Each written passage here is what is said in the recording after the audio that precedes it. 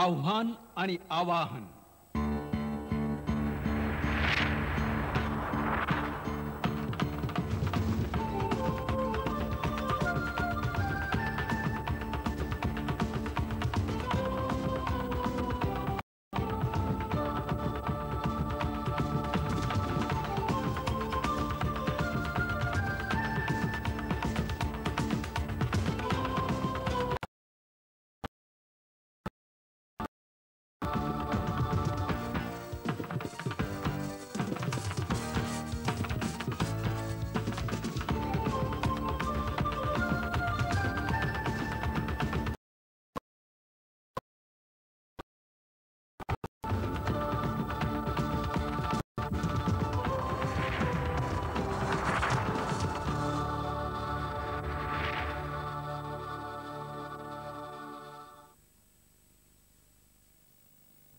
आपल्या हिंदुस्थानची ही भूमी अविचल आहे, सनातन आहे, चिरंतन आहे.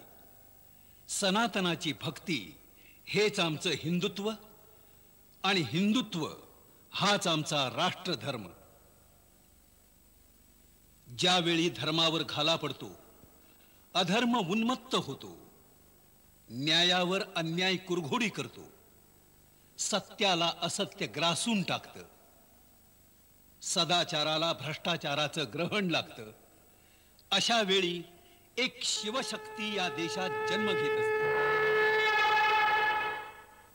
सुमारे 350 वर्षापूर्वी हिंदुस्थानात यवनांनी हैदोस घातला.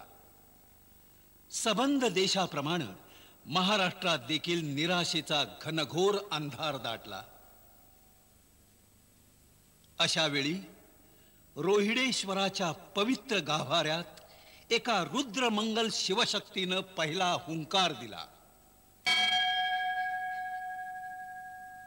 हे जगन्नाथा, तुझ्या साक्षीनं मी शपथ वाहतो की परधर्मीयांच्या नष्ट आणि दुष्ट आक्रमणातून मी माझ्या हिंदू राष्ट्राला स्वतंत्र करीन, धर्माचं रक्षण करीन आणि गोप ब्राह्मणांना अभय देईन.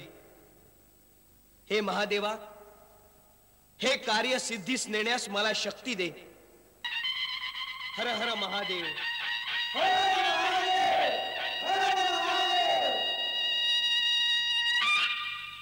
इतिहासाची पुनरावृत्ती होत असते हेच खरं.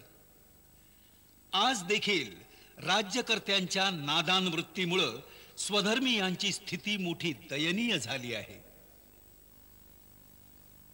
अल्पसंख्येच्या नावाखाली फुटीरतेचा राक्षस साऱ्या हिंदू राष्ट्राची शकल पाडू पाहत आहे, हिंदुस्थानाला ग्रासू पाहत आहे. सारा देश निराशेच्या काळ्या कुट्ट ढगांनी व्यापून टाकला आहे. शतकाची 3 आवर्तनं काळाच्या उदरात गडप झाली, परंतु 300 वर्षापूर्वीची शिवप्रभूंची ती प्रेरणा अद्यापही संपलेली नाही. स्वधर्म रक्षणासाठी जीवावर उदार होण्याची ती लसलसती लालसा संपलेली नाही. निराशेच्या त्या घनघोर अंधाराचा छेद घेणारी वीज कडाडून उठली. शिवप्रभूंचा आदर्श डोळ्यासमोर ठेवून जगदंबेच्या आशीर्वादानं उदयाला आली शिवसेना. एक असामान्य व्यक्तित्व, हिंदू हृदय सम्राट माननीय श्रीयुत बाळासाहेब ठाकरे यांचं सडेतोड, निर्भीड आणि धडाडीचं नेतृत्व लाभलेली शिवसेना.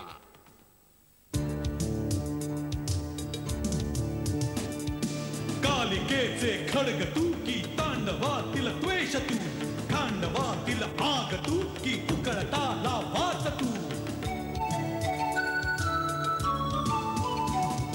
की सतीचे वाण तू की मृत्यूला आव्हान तू, शंकराचा नेत्र तू की भैरवाचे अस्त्र तू,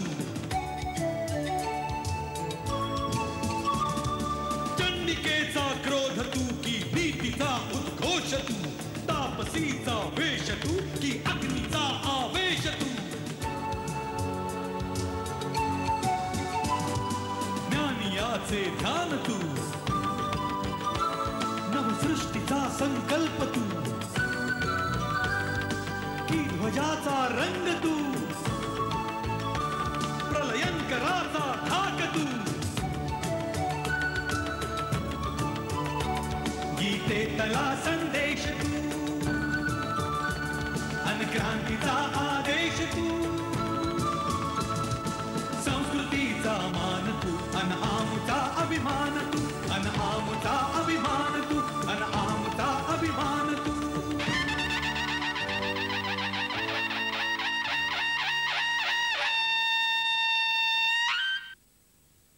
अफजल खानाचे कोथळे काढणारा हा महाराष्ट्र, शाहिस्ते खानाचे बोट तोडणारा हा महाराष्ट्र, सिद्धी जोहरचा जबरदस्त वेढा पडला असताना सुद्धा त्यातून सुद्धा निसटणारे आमचे महाराज आज जरी आमच्या बरोबर नसले तरी त्यांची स्फूर्ती आमच्या रक्तामध्ये भिनलेली आहे.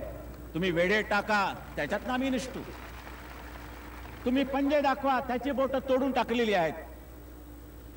आणि जर मुसलमानांच्या अनुनय करून जर तुम्ही हिंदुत्वाचा घात आमच्या या देशामध्ये करणार असाल, आमच्या हिंदुस्थानात करणार असाल, तर अफजल खानासारखा तुमचा कोथळा बाहेर काढल्याशिवाय जनता स्वस्थ बसणार नाही, हे त्याने फक्त लक्षात घ्यावं. हिंदुस्थान स्वतंत्र झाल्यापासून आज तागायत काही अपवाद वगळता दिल्ली ते गल्लीपर्यंत काँग्रेसवाल्यांनी केवळ खुर्चीचं आणि खुर्चीचंच राजकारण केलं. आणि जनतेसाठी काय केलं हा आमचा सवाल आहे. सामान्य जनतेचा हा सवाल आहे. ज्या चीनला भाई भाई म्हणून मिठी मारली त्यांनी विश्वासघाताचा खंजीर पाठीत खुपसला आणि जनतेच्या वाट्याला पंचशीलाचा पांचजन्य आला. नेहरूंनी उडवलेली शांतीची कबुतर उडण्यापूर्वीच गतप्राण होऊन पडली. लाल बहादूर शास्त्रींची तेजस्वी कारकीर्द अल्पकाळच चमकून गेली आणि इंदिराजींचा मनमानी कारभार सुरू झाला. अतिरेक्यांच्या गोळ्यांनी इंदिराजींचा बळी घेतला. त्यानंतरची लोकसभेची निवडणूक ही खऱ्या अर्थानं शोकसभेची निवडणूक ठरली. आजोबांना आणि मातोश्रींनाही मिळाल्या नसतील एवढ्या जागा मिळवून चिरंजीव राजीव गांधी पंतप्रधान झाले. घराणेशाहीचा हा तिसरा जिंदाबाद. परंतु या काँग्रेसी राजवटीत जनतेच्या वाट्याला काय आलं? भ्रष्टाचाराला सीमा उरली नाही. बेकारीनं जनता बेजार झाली. महागाई महापुराप्रमाणे फोपावली. पंजाबात निरपराध जनतेच्या रक्ताचे पाट वाहू लागले. पाकधार्जिण्या मुसलमानांची मुजोरी वाढत गेली.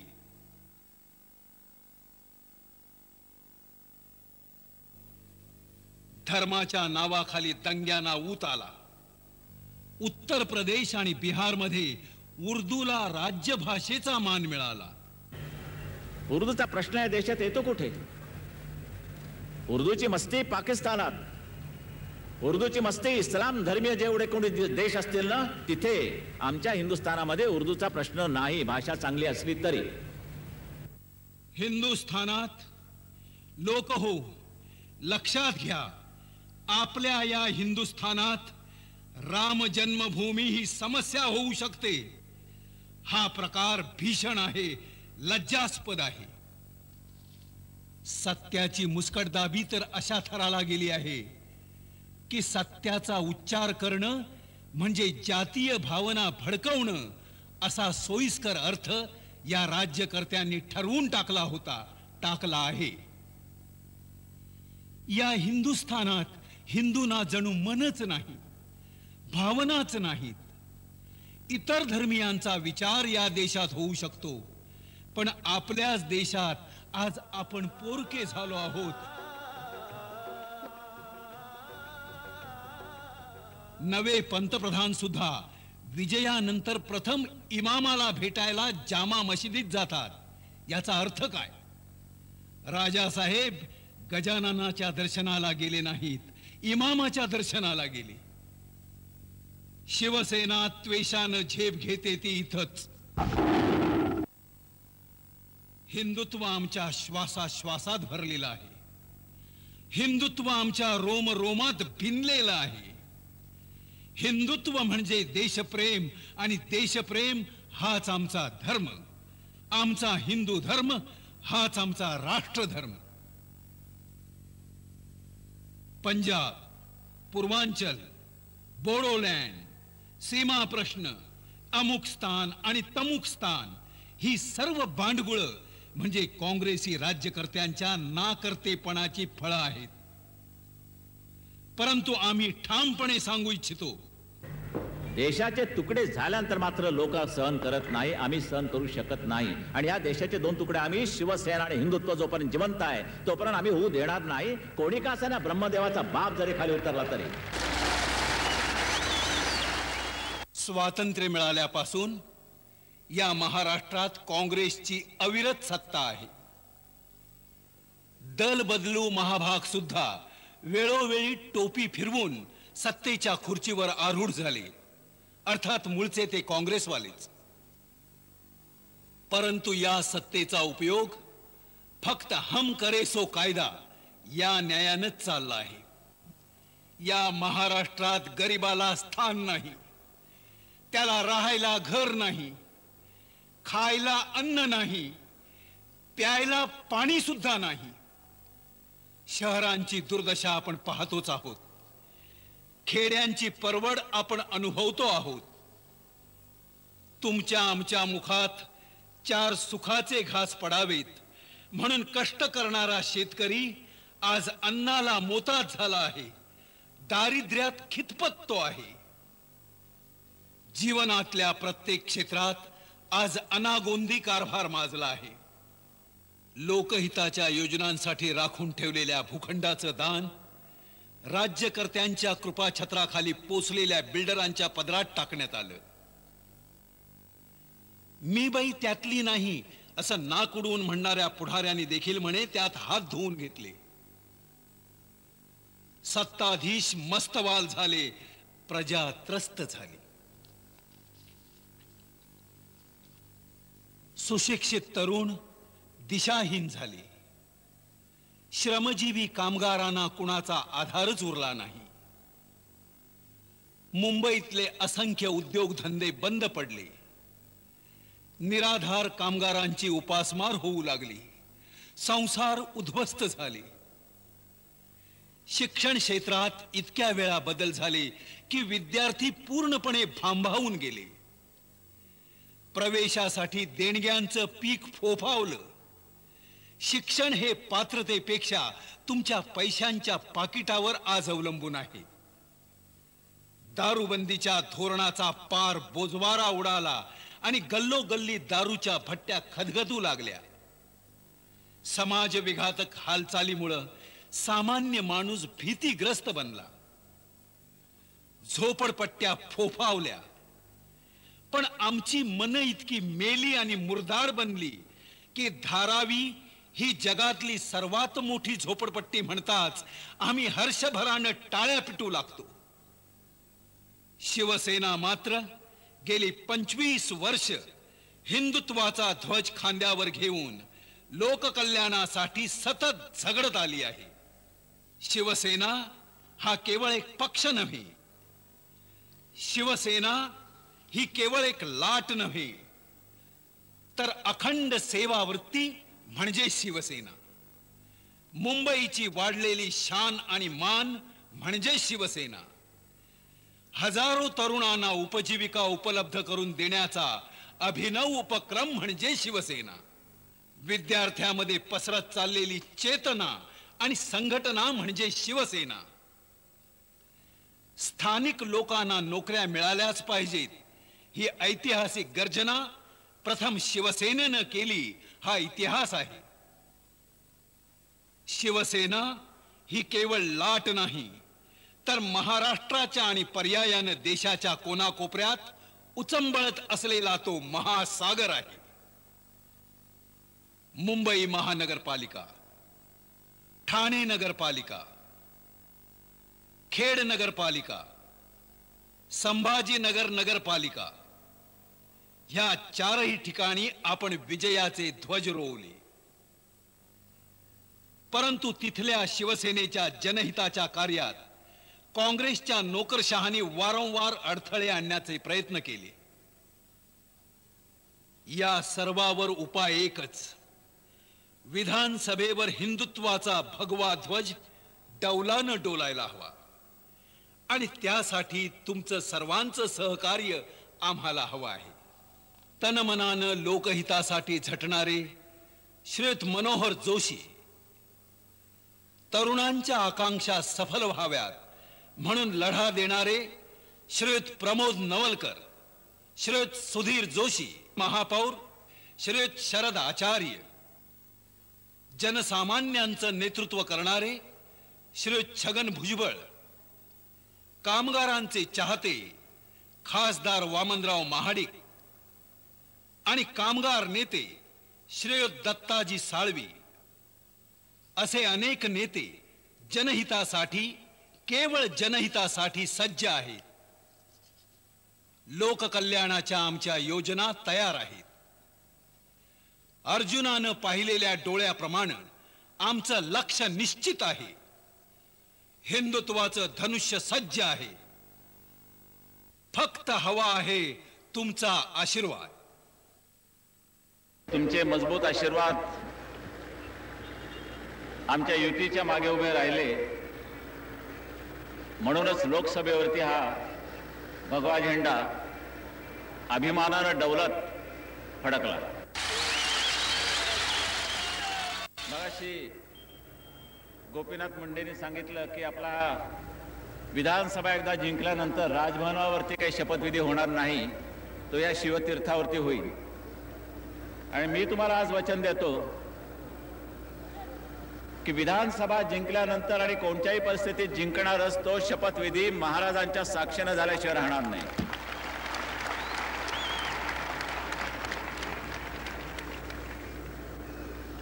कारण जागा ती केवढी, तिथे मावणार तरी काय. काँग्रेसवाल्यांचा ठीक आहे, काश्मीरमध्ये जे चालले ते तुम्हाला मागच्या सभांमध्ये मी सांगितलेलं आहे, तिथे कसले पाऊल टाकले जात नाही. फक्त आता व्हीपी सिंगांकडनं आमची अपेक्षा आहे की काश्मीरमध्ये तुम्ही काय पाऊल टाकता. इमामची जर दाढी कुरवाडणार असाल तर मात्र आम्हाला गंभीरपणाने विचार करावा लागेल. आम्हाला गंभीरपणाने विचार करावा लागेल. उरली सुरली जनता दलाची काही इथे अब्रू असेल, बहुतेक आता संपलेली आहे, पण ती सुद्धा नष्ट झाल्याशिवाय राहणार नाही. आज आमचा हा विचार एकच आहे की या पत्रकारांना सांगतो, आर्थिक कार्यक्रमाची आमची मांडणी झालेली आहे.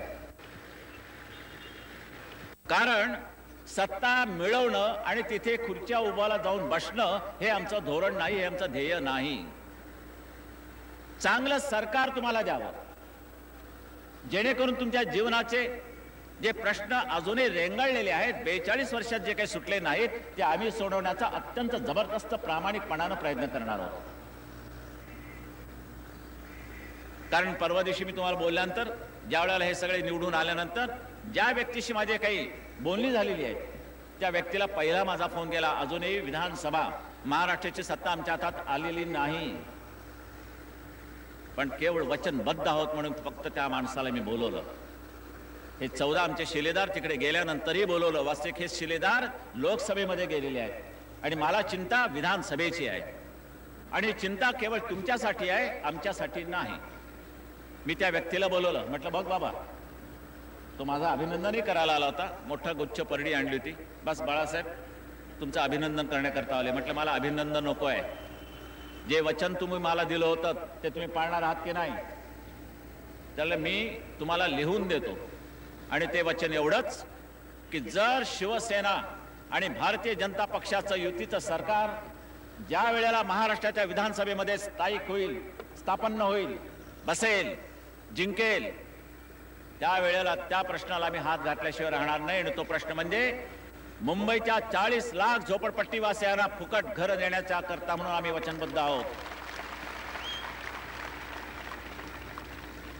मला वाटतं जगाच्या इतिहासामध्ये कुठच्याही देशाच्या पाठीवर असा जबरदस्त कार्यक्रम कुठच्याही सरकारनं आखलेला नाही, तो आम्ही आखीत आहोत.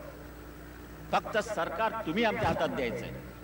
आणि आता तर खात्री आहे, कोणत्याही परिस्थितीमध्ये इंदिरा काँग्रेसचं ह्या महाराष्ट्रामध्ये आता धुवून जेवढं काही राहिलं असेल, थोडंसं राहिलं म्हणजे काय शरद पवारापुरतं मर्यादित, ते धुवायला काही वेळ लागणार नाही, फूक मारली तरी उडून जाण्यासारखं आहे. पण आम्ही 40 लाख झोपडपट्टीवासियांना फुकट घर बांधून देणार आहोत. 2 खोल्याचे फ्लॅट्स, 3 खोल्यांचे फ्लॅट्स फुकट. पाण्याचा प्रश्न आम्ही सोडवणार आहोत. कोकणामध्ये सुद्धा अनेक काही प्रश्न पडलेले आहेत. रेल्वेचा प्रश्न आता आम्ही यांना सांगतो, तुम्ही सोडवा. खनपटी बसा. मधु दंडवते आलेले आहेत, त्याने तो प्रश्न हाती घेतला होता. आता हे 14 शिलेदार त्यांच्या मागे लागले पाहिजेत की मधुजी, त्यावेळेला तुम्ही रेल्वे मंत्री होता आणि त्यावेळेला तुम्ही वचन दिलं, आपट्यापर्यंत कसं बस आपण आपटलो. आता याच्या पुढे सरकणार आहोत की नाही, कोकणात रेल्वे जाणार आहे की नाही, कोकण रेल्वेचा प्रश्न आम्ही हाताळणार आहोत. दुर्दैव फक्त त्या सीमा प्रश्नाचा आहे, सीमा बांधवांचा आहे. नको तर माणूस तिथे आता मुख्यमंत्री झालेला आहे. काँग्रेसचं सरकार दुर्दैवाने त्यांच्या परत आलेलं आहे. म्हणजे नेहमी काय होतं की इकडे जर काँग्रेस असेल तर तिकडे विरोधी पक्ष असतो, आणि तिकडे जर काँग्रेस असेल तर इथे विरोधी पक्ष असतो. पण उद्याचा विरोधी पक्ष म्हणून आमचा असेल ते काँग्रेसचं सरकार आहे, वीरेंद्र पाटलाचं. त्याने सांगितलं म्हणजे सीमा प्रश्न केव्हा सुटलेला आहे? बिलकुल नाही. महाजन अहवाल 1969 साली शिवसेनेनं आंदोलन करून जाळून खाक केलेला आहे. तुम्हा तमाम शिवसैनिकांना त्याची कल्पना आहे. 69 लोक आपली मारले गेलेली आहेत. सीमा प्रश्नाच्या बाबतीत आम्ही आमची काही धोरणं आखलेली आहेत. मी स्वतः धोरणं आखलेली आहेत. जर वीरेंद्र पाटलाला ही मस्ती असेल की महाजन अहवाल आता लागू करा, सीमा प्रश्न संपलेला आहे, तर तुमचं नाक कसं दाबायचं हे त्यावेळेला आलेल्या युतीला पूर्णपणे माहिती आहे, आणि ते दाबल्याशिवाय आम्ही स्वस्थ बसणार नाही. जेरी सांगू तुम्हाला. आता मुद्दे असे येतात की महाराष्ट्र सरकार आम्ही हिंदुत्वाच्या प्रश्नावरती जिंकणार, आर्थिक प्रश्नावर जिंकणार का कोणत्या प्रश्नावर जिंकणार? आम्ही हिंदुत्व कदापि सोडणार नाही, सोडू शकत नाही. अनेक वेळेला सांगितलं, पुन्हा सांगतो की हा देशाचा आमचा तुमचा नाही, त्या हिंदुस्थानाचा श्वास म्हणून आहे. शहाबुद्दीन पडला, एक सर्प चिरडला गेला या देशामधला. बांधवांनो, तुम्हाला आश्चर्य वाटेल, आम्ही जे बोलतो ते देशहिताच्या दृष्टिकोनातनं बोलतो आहे, जातीयवादी धर्मांधतेने बोलत नाहीये.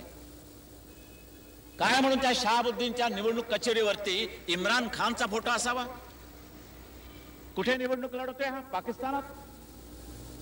टाइम्स ऑफ इंडियामध्ये आलेली ही बातमी आहे की त्याने आपल्या निवडणूक कचेरीवरती इम्रान खानचा मोठा फोटो लावला होता. शेवटी झालं काय? 12च्या भावात गेला. इथे पाकिस्तानच्या किडी आम्ही वळवळू देणार नाही, आणि जिथे जिथे तुम्हाला दिसतील त्या आता ह्या विधानसभेमध्ये आपण चिरडून टाकायचे आहे. ज्या दिवशी माझं सरकार या महाराष्ट्रामध्ये येईल त्यावेळेला रस्त्यामधले नमाज आम्ही पडल्या बंद केल्याशिवाय राहणार नाही.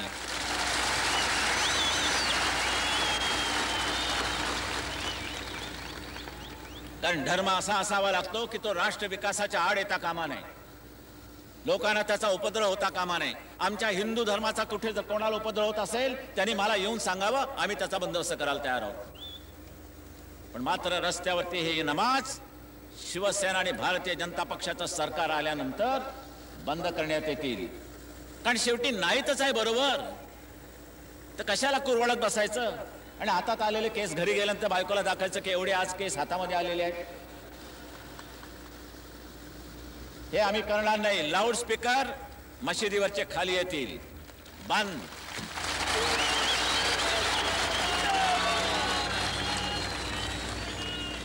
तुम्हाला मान्य आहे की या देशातल्या ह्या निवडणुका, या हिंदुस्थानातल्या निवडणुका, तुमच्या स्वतंत्र भारतामधल्या या निवडणुका मुसलमानांच्या मतांवरती आधारित असाव्यात? हे मान्य करायला तुम्ही तयार आहात?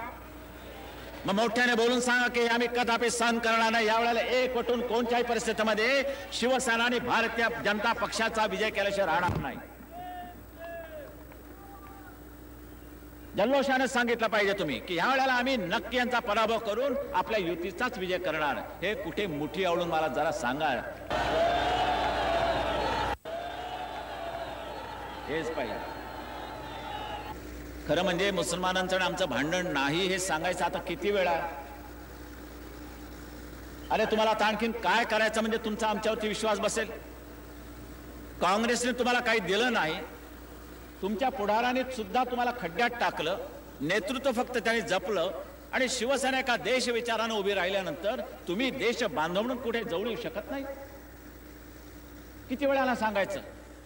मागे मी बोललो होतो आम्हाला मुसलमानांची मते नकोत, पण कोणत्या मुसलमानांची मते नकोत. आणि आजही मी ते म्हणतोय, जे देशद्रोही म्हणून या देशामध्ये राहतात, पाकिस्तान बद्दल अभिमान बाळगतायत, त्यांचे शरीर इथे आहे पण मात्र मन आणि हृदय तिथे आहेत, असले हे नादान देशद्रोही मुसलमानांची मते आम्हाला नकोत, दिली तरी नकोत. हे माझं वाक्य स्पष्ट आहे. जे आम्ही सांगू ते लोकहितासाठी. कायदा जर कुठे लोकांच्या आडवा येणार असेल तो कायदा आम्ही बदलू, पण मात्र लोकहित साधू, असं ते आमचं सरकार असेल. सूडवृत्तीनं आम्हाला कारभार करायचा नाही. सूडवृत्तीनं कोणालाही आम्हाला काही करायचं नाही. कशाला आमचं सरकार आलं तरी काँग्रेसच्या कार्यकर्त्यांना सुद्धा आम्ही सूडवृत्तीने वागवणार नाही की ज्यांच्या सरकारामध्ये त्यांनी आम्हाला सूडवृत्तीने वागवलं. बिलकुल नाही. तरुण आहेत, चुकले असतील, गैरमार्गाने गेले असतील. उद्या त्यांना जर कळलं की आपला फक्त वापर झालेला आहे तर मात्र शाणे होऊन ते ह्या युतीच्या मागे आल्याशिवाय राहणार नाही. कारण शेवटी चुकलेली वाट सुरू आहे, चुकलेली वासरं आहेत. इतपत आम्ही विचारानं जाणारी माणसं आहोत. बिपिना जाहीररित्या एक नम्र विनंती करतोय की तुम्ही मुसलमानांचा अनुनय तुमचा जर वाढत गेला, या हिंदूंकडे जर तुम्ही दुर्लक्ष केलं, तुम्हाला कदाचित ही जर मस्ती असेल की केवळ मुसलमानांच्या मतांमुळे तुम्ही तिथे अधिकारावरती आलात, तर केवळ उत्तर नव्हे तर दक्षिण मधला सुद्धा हिंदू जागृत करून तुमचं सरकार शेवटी आम्हाला खाली खेचावं लागेल. आणि फक्त येईल ते शिवसेना आणि भारतीय जनता पक्षाचा युतीचं सरकार दिल्लीमध्ये स्थापन झाल्याशिवाय राहणार नाही. एवढी आग डोम ह्या देशामध्ये आम्ही पेटवल्याशिवाय राहणार नाही. नव्हे, आज जमीन तशी आहे. आज हिंदुत्वाचं बियाणं कुठेही टाका, रुजल्याशिवाय राहणार नाही. पूर्वी ते खडकावर पडत होतं, आता ते जमिनीवरती, चांगल्या सुपीक जमिनीवरती, म्हणजे तुमच्या हृदयाच्या जमिनीवरती पडतंय. आणि त्याचे कोम आता मला दिसू लागलेले आहेत. ह्याचा मोठा वृक्ष हो, आणि या वृक्षाच्या छायेखाली माझा हा तमाम हिंदू बांधव माय भगिनी त्या सावलीमध्ये सुखानं जगोत, सुखानं राहोत. कुठेही त्यांना कसली तरी उन्हाची तरी कुठे लागता कामा नये. आणि तुमची मुलं बाळं ही सुखात वाढवण्याकरता, त्यांचा उत्कर्ष होण्याकरता फक्त एकदाच आणि एकदाच तुम्ही ह्या युतीला विजयी करा. आणि जर पुन्हा सांगतो, नालायक निघालो तर हा बाळ ठाकरे पुन्हा कुठच्याही प्रचाराला येणार नाही. आणि असं सरकार देऊ त्यावेळेला सुद्धा मी येणार नाही. याचं कारण मी तुम्हाला सरकार दिलेलं आहे. शिवसेना आणि भारतीय जनता पक्षाचे सरकार ज्याने 5 वर्ष तुमचं जे काम केलं असेल त्या कामावरती पुन्हा पुढची 5 वर्षे युती जिंकल्याशिवाय राहणार नाही. इतकं ते जबरदस्त काम असल्याशिवाय राहणार नाही. एवढं वचन महाराजांच्या साक्षीने मी तुम्हाला देतोय.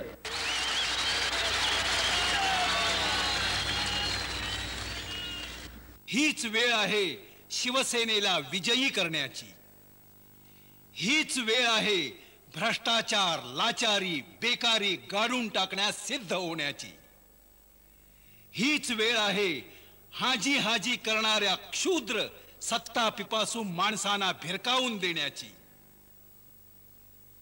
हीच वेळ आहे चिपाड झालेल्या शेतकऱ्याला साखरेच्या राजकारणातून वाचवण्याची. हीच वेळ आहे जाज्वल्य हिंदुत्वाच्या लखलखीत परंपरेला अभय देण्याची. उभा हिंदुस्तान एका हिंदुत्वाच्या भगव्या पहाटेच्या अपेक्षेनं महाराष्ट्राकडे पाहत आहे. आणि त्रस्त आणि विकलांग करून ठेवलेला महाराष्ट्र मात्र शिवसेना प्रमुख, हिंदू हृदय सम्राट माननीय श्रीयुत बाळासाहेब ठाकरे यांच्या प्रबळ, प्रत्ययकारी आणि धडाडीच्या प्रभावी नेतृत्वाकडे डोळे लावून बसला आहे. मतदार बंधू आणि भगिनींनो, आजपर्यंत आपल्याला अनेकांनी मावळत्या सूर्याच्या साक्षी दिलेल्या आहेत. पण मी मात्र आपल्याला उगवत्या सूर्याच्या साक्षीनं बरंच काही सांगणार आहे. लोकसभेच्या निवडणुका झाल्या आणि आता विधानसभेच्या निवडणुका येत आहेत. म्हणजे खरी लढाई आता आपली सुरू होत आहे. लोकसभेला आपण विजय प्राप्त करून दिला, पण त्यापेक्षाही महत्वाचा विजय आणि त्याची तयारी आजपासून आपल्याला त्या कामाला लागायचंय.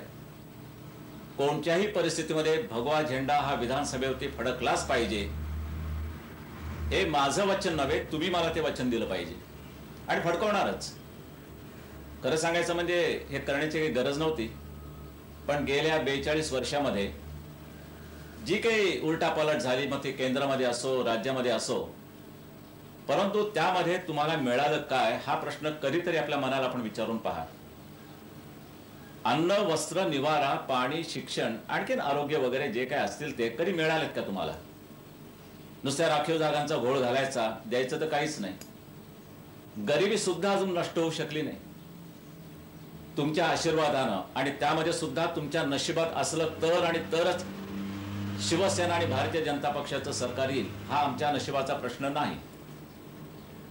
पण सरकार जर आलं तर मात्र अन्न, वस्त्र, निवारा, पाण्याची हालत आपल्याला माहिती आहे.